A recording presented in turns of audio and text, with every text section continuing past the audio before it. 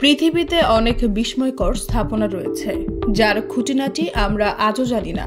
কি উদ্দেশ্যে সেগুলো নির্মাণ করা হয়, কারা নির্মাণ করেছিল, কেনই বা করেছিল, তার সবকিছুই রহস্যময়। ঠিক তেমনি একটি স্থাপনা হলো যুক্তরাজ্যের উইল্টশায়ারের স্টোনহেঞ্জ। স্টোনহেঞ্জ তৈরি হয় খ্রিস্টপূর্ব 3100 সালে, পিরামিড তৈরিরও প্রায় 1000 বছর আগে। এই স্থাপনা আজও গবেষকদের কাছে এক বিস্ময়ের নাম। কোন উদ্দেশ্যে বিশাল আকৃতির সব পাথর দিয়ে এই বৃত্ত রচনা করা হয়েছিল, যুগ যুগ ধরে যার রহস্য উদ্ধারের চেষ্টা করছেন তারা।